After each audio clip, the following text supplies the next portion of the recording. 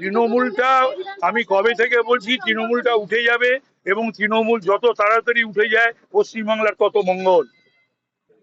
মমতা ব্যানার্জির ওপর এত ক্ষোভ, এই তো নির্বাচনে দেখা গেছে জনতা জনার্দন অর্থাৎ পশ্চিমবঙ্গবাসীর ক্ষোভ, কিন্তু দলের মধ্যেও যে কি ক্ষোভ মমতা ব্যানার্জির ওপরে এবং অভিষেক ব্যানার্জির ওপরে এবং আরো অনেকের ওপরে, সেইটা দেখা গেল এক মাসের মধ্যে কিভাবে তাসের ঘরের মতন চূর্ণ বিচূর্ণ হয়ে গেল পরিষদীয় দল। এরপর আরো বাকি আছে সংসদীয় দল, তারপরে মূল দল,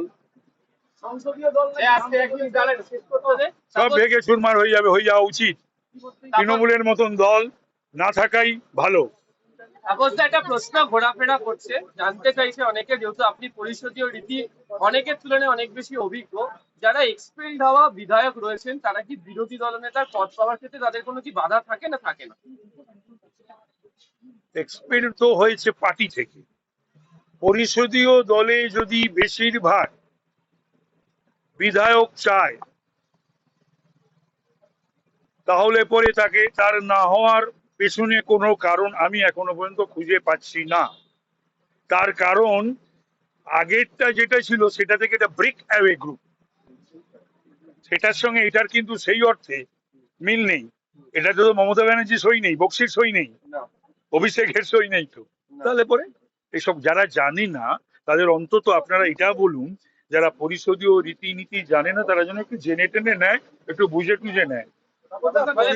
আর Mamata Banerjee is being paid back by her own coins. Mamata Banerjee 15 বছর ধরে কি করেছিলেন মনে নেই? সব দলকে ভাঙবেন, বিরোধী পক্ষ থাকবে না, একটাই তৃণমূল থাকবে। আপনার দলে তো মিক্সড ফ্রাইড রাইস, কোন দল নেই? আপনার দলে নকশাল আছে, আপনার দলে কংগ্রেস আছে, কংগ্রেসটাকে ভেঙে চুরমুর করে দিয়েছেন। আপনার দলে সিপিএম আছে, সিপিআই আছে, আরএসপি আছে, ফরওয়ার্ড ব্লক আছে, মাওবাদী আছে। মায়ে বিজেপিটাকে কিরম ভেঙেছিলেন মনে নেই 21-এর পর? তো সুতরাং ভাবিয়া করিও কাজ, করিয়া ভাবিও না। মমতা ব্যানার্জি বোধহয় এটাই জানতেন না যে জন্মালে মৃত্যু হয়, আর ডেমোক্রেসিতে জিতলে পরে হার স্বীকার করতে হয়, হারতে হয়। আর সরকার গড়লে পরেও একদিন তৈরি থাকতে হয় যে আমায় যেতে হবে। উনি কি জাতীয় কংগ্রেস বা সিপিএম এর থেকে বড় দল নাকি? না সিদ্ধার্থ সঙ্গ রায়, জ্যোতি বোস, বুদ্ধদেব ভট্টাচার্য থেকে বড় নেত্রী?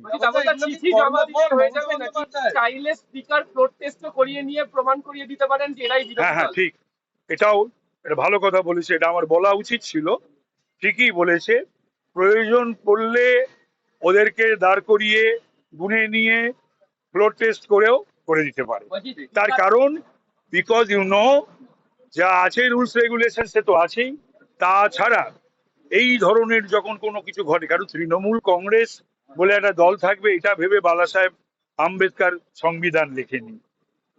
আমাদের যে বাংলার যে আইন কানুন বা এই যে রুলস এন্ড রেগুলেশন হয়েছিল পশ্চিমবঙ্গ বিধানসভার, সেটাও তখন ভাবেনি তারা যেন মমতা নামক একজন এরকম নেত্রী আসবে বা এই তৃণমূলের মতন একটা দল থাকবে। তো সুতরাং এরপরেও যদি সেই রকম ধরনের সিচুয়েশন ওঠে তাহলে পরে সেখানে স্পিকারের সিদ্ধান্তই চরম, সেটাকে চ্যালেঞ্জ করা যায় না। আপনি সেই দলের সঙ্গে ছিলেন 13 বছর, আপনি সেই দলের সঙ্গে ছিলেন। আজকে কি এমন হলো যে দলটা পরিস্থিতি রাজনীতিতে ভেঙে চুরমার হয়ে গেল? বললাম তো সেটা তো মমতা ব্যানার্জির জন্য একমাত্র। আমি তো প্রথম বলবো যে একজন মমতা ব্যানার্জি আজকের দিনে উনি শুধু পশ্চিমবাংলার বোঝা নয়, উনি ওনার দলেরও এখন বোঝা। একটা সময় হয়তো উনি অ্যাসেট ছিলেন, কিন্তু মানুষ তো তখন বুঝতে পারি না। আমরা সকলেই বাংলার মানুষ জাত পাত ধর্ম বর্ণ নির্বিশেষে ওনাকে সমর্থন করেছিলেন সিপিএম এর হাত থেকে পরিত্রাণ পাওয়ার জন্য। আজকে উনি ওনার দলেরই একটি বোঝা, লাইবিলিটি।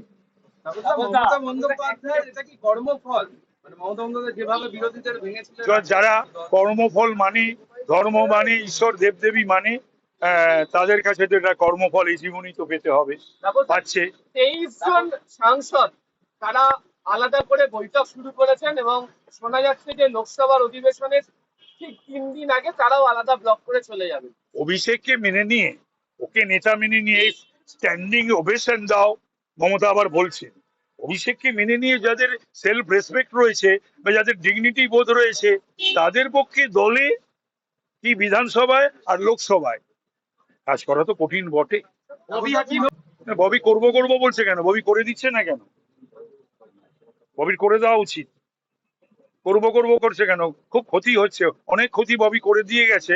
মানে ফিরহাদ কলকাতার, এখন তো কলকাতা কর্পোরেশনের পুরসভাটা তো চালাতে হবে, পুরসভার পরিষেবা, এই সমস্ত জল জঞ্জাল, এইগুলো সমস্ত যাতা ভাবে কিন্তু একেবারে ক্ষতিগ্রস্ত হচ্ছে। একের পর এক তৃণমূল নেতা মন্ত্রীরা বলছেন যে তারা আমার খুব ভালো লাগছে, আমি খুব খুশি, আমি খুব আনন্দিত যে মমতা ব্যানার্জি যাদের যাদের যা যা করেছিলেন, রাজ্যসভা, লোকসভা, মন্ত্রিসভা, মেয়র, কাউন্সিলর, চেয়ারম্যান, কি আনন্দ। ভেবেছিল বোধহয় আমায় সব ভালোবাসে।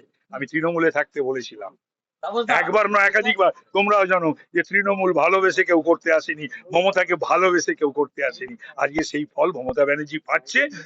সত্যিকারের পলিটিক্যাল এলিমেন্ট যোগ্যদেরকে উনি দিনের পর দিন, বছরের পর বছর অপমান করেছেন, তারা সেটা একদম সুদে আসলে তিনি ফেরত পাচ্ছেন ওর সমস্ত লোকজনের কাছ থেকে।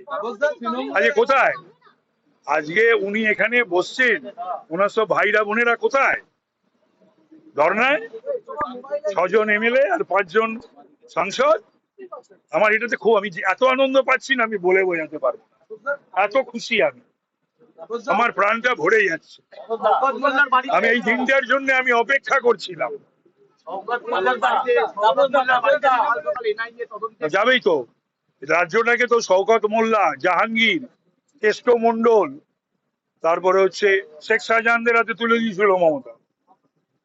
তাহলে সেটা হচ্ছে গতকাল স্পিকার রবীন্দ্র বসু তিনি এই আইনি বিষয়ে বেশ কিছু সিদ্ধান্ত নিয়েছেন। যেসব বিধায়করা এসেছিলেন তাদের সঙ্গে 1-to-1 কথা বলে তারা যে সই করেছেন, কোন প্রেক্ষিতে সই করেছেন তিনি জেনেছেন। কারণ বললাম তো সবকিছু ঠিকই আছে, আমি বলেছি আগে, তুমি হয়তো শুনতে পারোনি, যে এমনিতে একটা নিয়ম কানুন যা যা আছে আছে। উদ্ভূত পরিস্থিতির প্রেক্ষিতে স্পিকার যে সিদ্ধান্ত নেবেন, দ্যাট ইজ ফাইনাল, তার উপরে কোনো কথা বলা যায় না।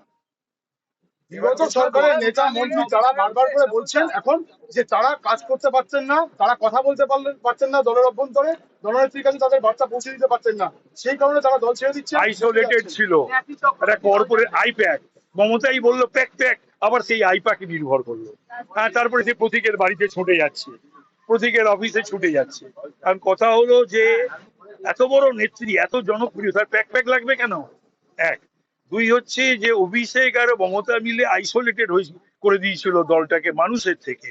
আর ওই একটা কর্পোরেট কালচার, একটা কর্পোরেট কালচার, মানে কালকে ছেলে সে ওর সঙ্গে দেখা কথা বলতে গেলে সে মানে একটা আরেকটা ছোকরার সঙ্গে কথা বলতে হবে, ফোন করতে হবে। এটা যাদের সম্মানবোধ রয়েছে তারা এটাকে মেনে নিতে পারে না, যাদের সম্মানবোধ নেই তারা এটাকে মানবে, চলবে।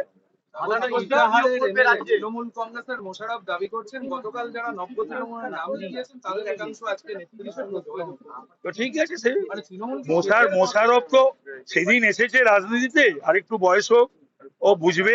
আমি সেদিনকে প্রথম দিনই ওকে বিধানসভায় যা বলার বলেছিলাম, কিছুই জানে না, কিছু জানে না, অন্তত সব জানুক। আর ও তো সেদিনের ওর কথার তেমন কোনো গুরুত্ব বাংলার রাজনীতিতে বা তৃণমূলে আসে বলেও আমার জানা নেই মোশাররফের।